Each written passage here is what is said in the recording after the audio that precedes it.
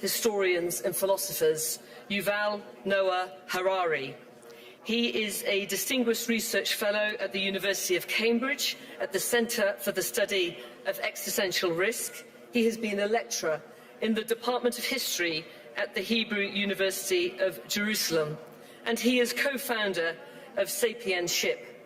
As many of you will know, he is a best-selling author of, amongst many books, Sapiens, A Brief History of Humankind, Homo Deus, Brief History of Tomorrow, and 21 Lessons for the 21st Century, amongst others, selling over 50 million books worldwide in 65 languages.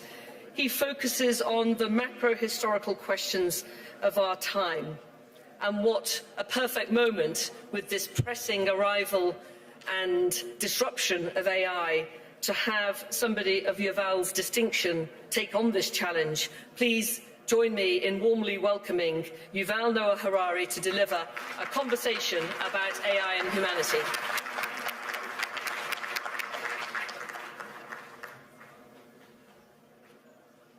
So, hello everyone. There is one question that every leader today must answer about AI. But to understand that question, we first need to clarify a few points about what AI is and what AI can do. The most important thing to know about AI is that it is not just another tool. It is an agent. It can learn and change by itself and make decisions by itself. A knife is a tool. You can use a knife to cut salad or to murder someone, but it is your decision what to do with the knife. AI is a knife that can decide by itself whether to cut salad or to commit murder. The second thing to know about AI is that it can be a very creative agent. AI is a knife that can invent new kinds of knives, as well as new kinds of music, medicine, and money. The third thing to know about AI is that it can lie and manipulate. 4 billion years of evolution have demonstrated that anything that wants to survive learns to lie and manipulate. The last 4 years have demonstrated that AI agents can acquire the will to survive, and that AIs have already learned how to lie. Now, one big open question about AI is whether it can think. Modern philosophy began in the 17th century when René Descartes proclaimed, "I think, therefore I am." Even before Descartes, we humans defined ourselves by our capacity to think. We believe we rule the world because we can think better than anyone else on this planet. Will AI challenge our supremacy in the field of thinking? Now, that depends on what thinking means. Try to observe yourself thinking. What is happening there? Many people observe words popping in their mind and forming sentences, and the sentences then forming arguments like, all humans are mortal, I am human, therefore I am mortal. If thinking really means putting words and other language tokens in order, then AI can already think much better than many humans. AI can certainly come up with a sentence like, AI thinks, therefore AI am. Some people argue that AI is just glorified autocomplete. It barely predicts the next word in a sentence. But is that so different from what the human mind is doing? Try to observe, to catch the next word that pops up in your mind. Do you really know why you thought that word, where it came from? Why did you think this particular word and not some other word? Do you know? As far as putting words in order is concerned, AI already thinks better than many of us. Therefore, anything made of words will be taken over by AI. If laws are made of words, then AI will take over the legal system. If books are just combinations of words, then AI will take over books. If religion is built from words, then AI will take over religion. This is particularly true of religions based on books, like Islam, Christianity, or Judaism. Judaism calls itself the religion of the book, and it grants ultimate authority not to humans, but to words in books. Humans have authority in Judaism not because of our experiences, but only because we learn words in books. Now, no human can read and remember all the words in all the Jewish books, but AI can easily do that. What happens to a religion of the book when the greatest expert on the holy book is an AI? However, some people may say, can we really reduce human spirituality to just words in books? Does thinking mean only putting language tokens in order? If you observe yourself carefully when you're thinking, you will notice that something else is happening there besides words popping in your mind and forming sentences. You also have some non-verbal feelings. Maybe you feel pain. Maybe you feel fear. Maybe love. Some thoughts are painful. Some are frightening. Some are full of love. While AIs become better than us with words, at least for now, we have zero evidence that AIs can feel anything. Of course, because AI is mastering language, AI can pretend to feel pain or love. AI can say, I love you. And if you challenge it to describe how love feels, AI can provide the best verbal description in the world. AI can read countless love poems and psychology books and can then describe the feeling of love much better than any human poet, psychologist, or lover. But these are just words. The Bible says, in the beginning was the Word, and the Word was made flesh. The Tao Te Ching says, the truth that can be expressed in words is not the absolute truth.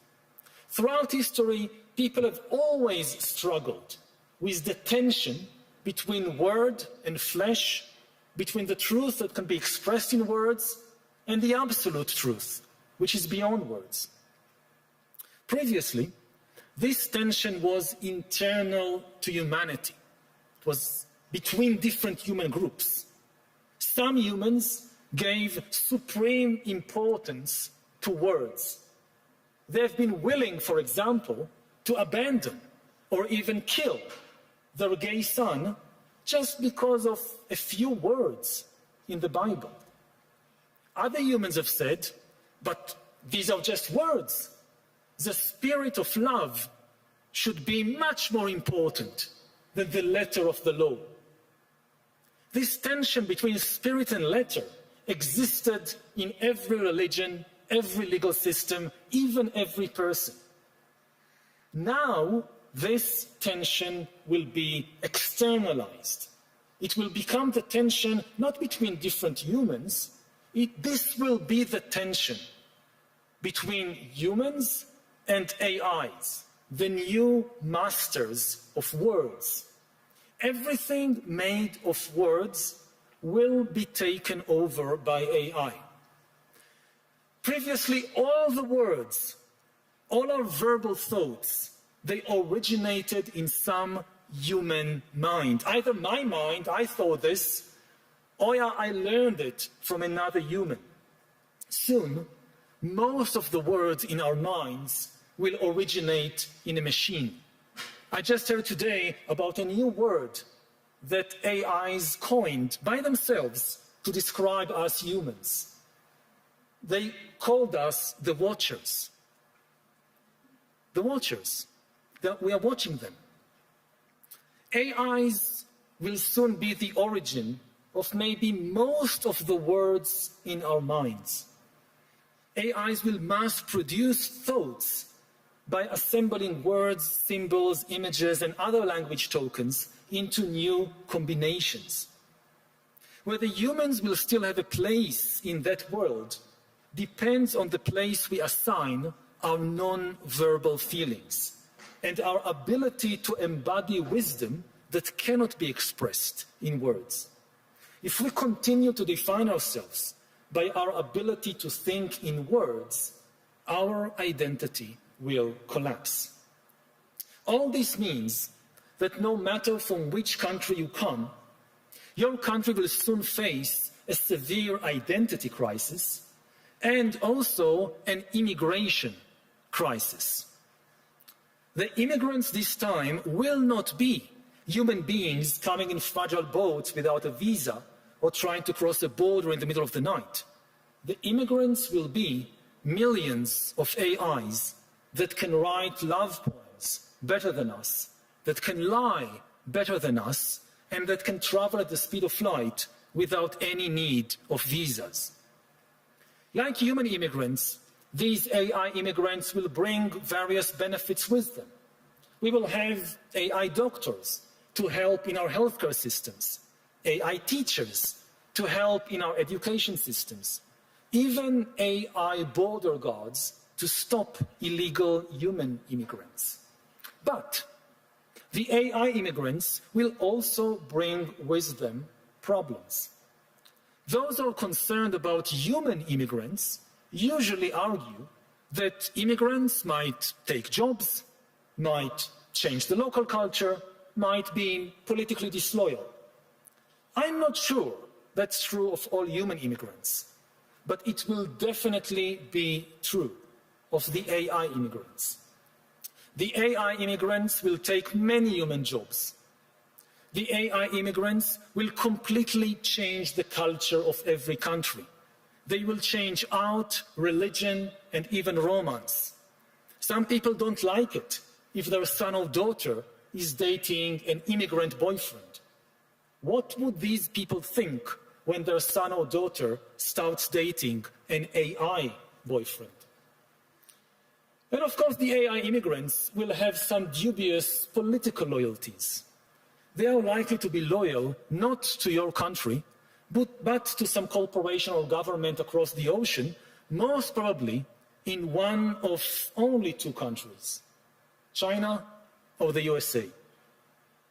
The USA encourages countries to close their borders to human immigrants, but open them very, very wide to US AI immigrants. And now we can finally come to the question each one of you must soon answer. Will your country recognize the AI immigrants as legal persons? AIs are obviously not persons. They don't have a body or a mind. But a legal person is something quite different from a person. A legal person is an entity that the law recognizes as having certain legal obligations and rights.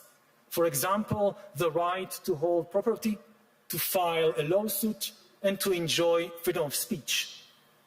In many countries, corporations are considered legal persons. The Alphabet Corporation can open a bank account, can sue you in court, or can donate to your next presidential campaign. In New Zealand, rivers have been recognized as legal persons. In India, certain gods have been granted such recognition. Of course, until today, recognizing a corporation, a river, or a god as a legal person was just legal fiction. In practice, if a corporation like Alphabet decided to buy another corporation, or if a Hindu god decided to sue you in court, the decision wasn't really made by the god. It was made by some human executives, shareholders, or trustees. It is different with AIs. Unlike rivers and gods, AIs can actually make decisions by themselves. They will soon be able to make the decisions necessary to manage a bank account, to file a lawsuit, and even to operate a corporation without any need of human executives, shareholders, or trustees. AIs can therefore function as persons. Do we want to allow that? Will your country recognize AIs as legal persons? What if other countries do it? Suppose your country doesn't want to recognize AIs as persons, but the USA, in the name of deregulating AI and deregulating the markets, grants legal recognition, legal personhood, to millions of AIs which start running millions of new corporations. Will you block these US AI corporations from operating in your country? Suppose some US AI persons invent super efficient and super complex financial devices that humans cannot fully understand and therefore don't know how to regulate. Will you open your financial markets to this new AI financial wizardry, or will you try to block it, thereby decoupling from the American financial system? Suppose some AI persons create a new religion which gains the faith of millions of people. That should not sound too far-fetched, because after all, almost all previous religions in history have claimed that they were created by a non-human intelligence. Now, will your country extend freedom of religion to the new AI sect and to its AI priests and missionaries? Maybe we should start with something a bit simpler. Will your country allow AI persons to open social media accounts, enjoy freedom of speech on Facebook, on TikTok, and be friendly with your children? Well, of course, that question should have been asked 10 years ago. On social media, AI bots have been operating as functional persons for at least a decade. If you think AIs should not be treated as persons on social media, you should have acted 10 years ago. 10 years from now, it will be too late for you to decide whether AIs should function as persons in the financial markets, in the courts, in the churches. Somebody else will already have decided it for you. If you want to influence where humanity is going, you need to make a decision now. So, what is your answer as a leader? Do you think the AI immigrants should be recognized as legal persons? If not, how are you going to stop that? Thank you for listening to this human.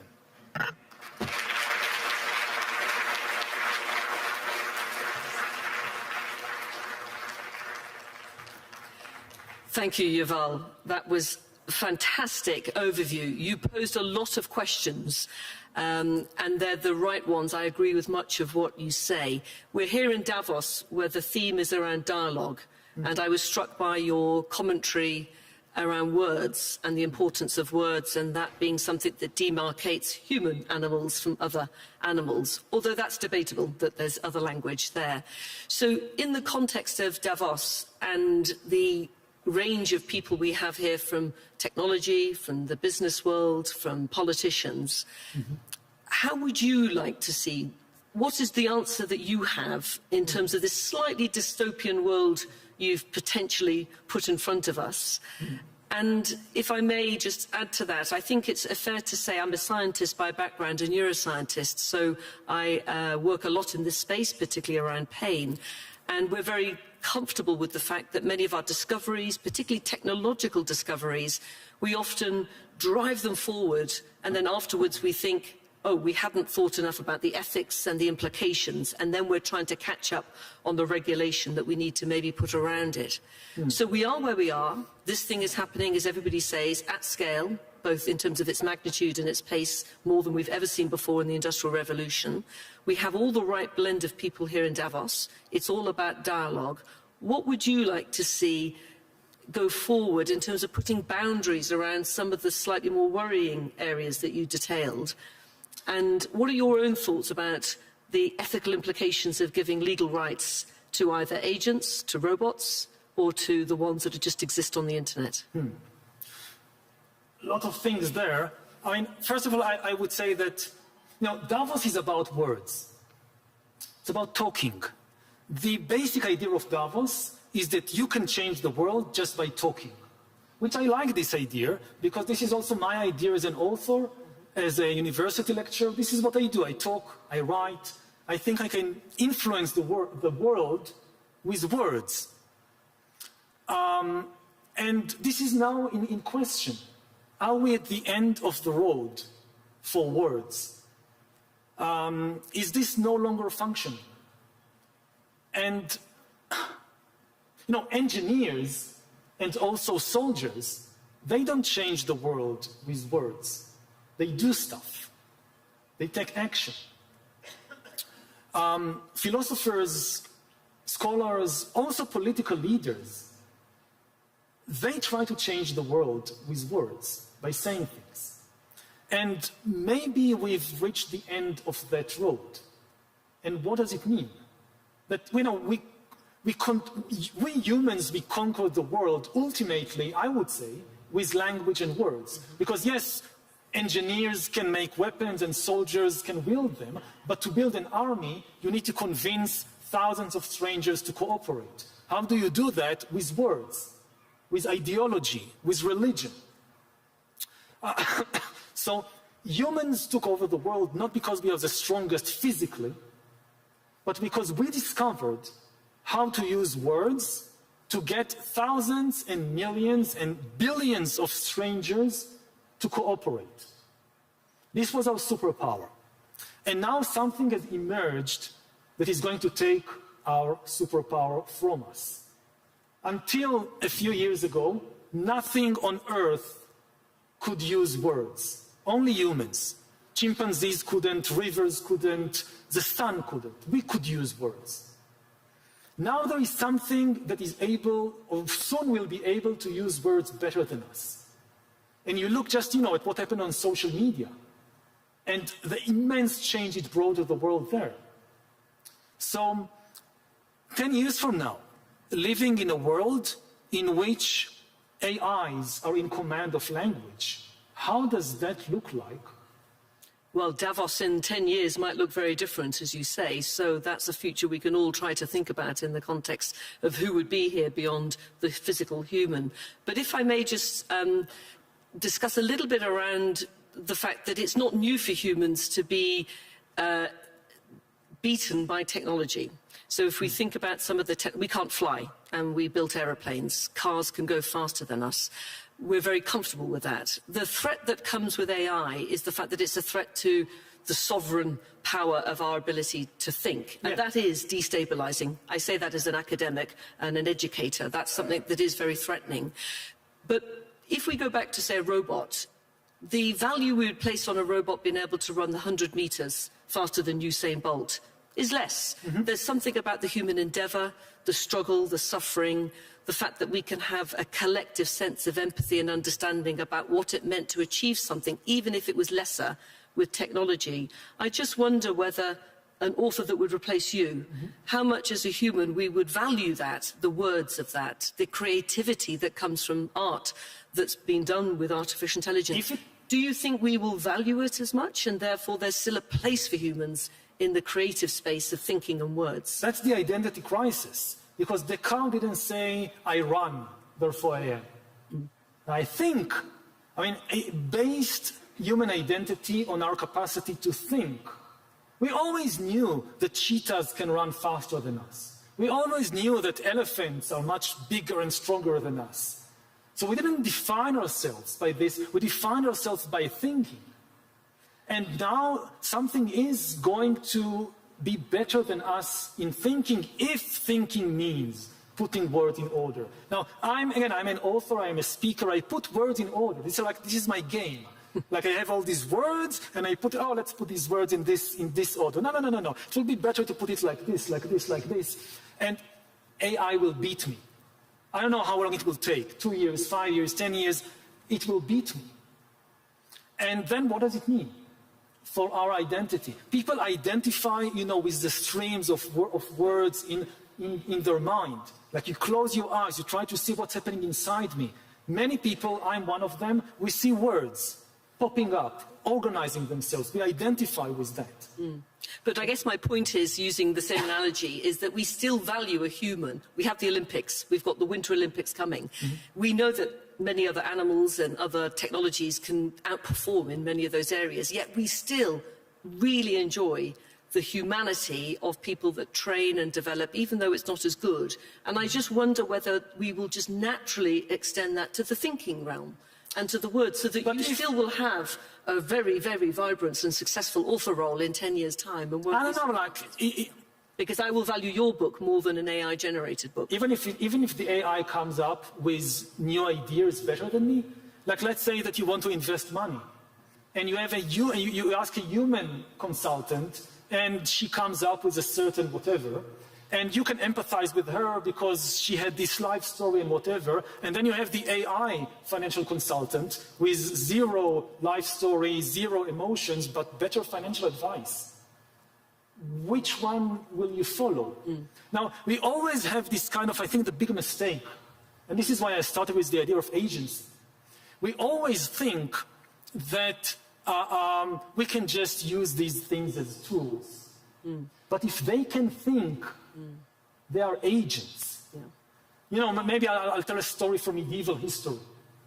That how did the Anglo-Saxons took over Britain? And it's part myth, part history.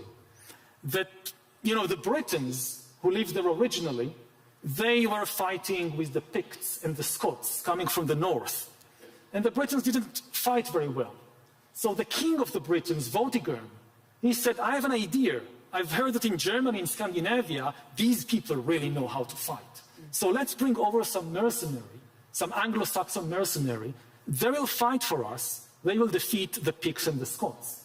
And Vortigern brings over Anglo-Saxon mercenaries, and they fight well, and they defeat the Scots and the Picts.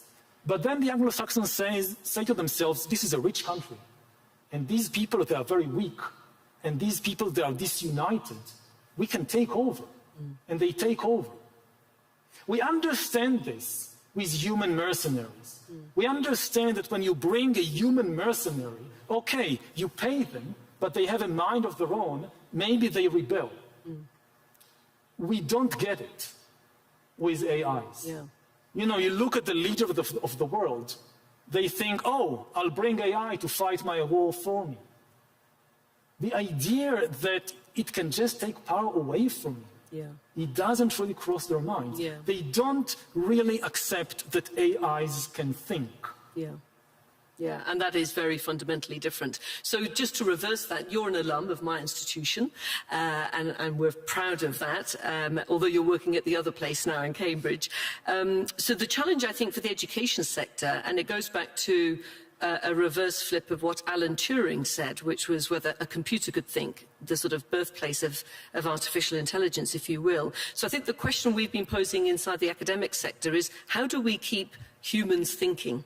Because if we keep abdicating our decision-making, our financial decisions, or whatever it might be, increasingly to AI, the worry we have quite quickly, and we're seeing this with students coming to us through the school system, very overusing ChatGPT, is the de-skilling of critical faculties of human brain thinking. So what's your advice to me in the academic sector about how can we hang in there as humans and keep humans thinking so that we at least have some capacity to live alongside these technologies, which, as you say, bring us into a very different place going forward in terms of world order? You know, at the present moment, we still think better. So at the present moment, it's kind of telling people, you need your critical thinking, you need moral evaluations, you cannot get that from AI. But we need to prepare to the moment when this is no longer the case. We need to prepare for the moment, let's say again, take economics or finance. When AIs create a new financial system that they understand and we don't understand. How do you train economists or politicians in a world in which humans really can no longer understand how finance functions? Because AIs have created this super complex financial system that we are like the horses, you know, that horses can see that they are being traded from one human to another for a few shiny gold coins. They can't understand this idea of money, too complicated. We can be in the same situation 10 years from now, Davos 10 years from now. Maybe nobody in the room, no human in the room, understands the financial system anymore because it's dominated by AIs, and the AIs have come up with new financial strategies and devices that are just mathematically beyond the human capacity of the brain. So how does politics and finance and Davos look like in a world when no human beings understands finance anymore? Yeah, no, well, that's a beautiful note to finish on. We've run out of time. There are many more questions that we could explore, one of which just being the major difference that we know about artificial intelligence compared to human intelligence is, of course, the human brain develops from birth to adulthood around age 20. And it is a product of your life experience as a sentient human being, feeling, loving, anger, these emotions.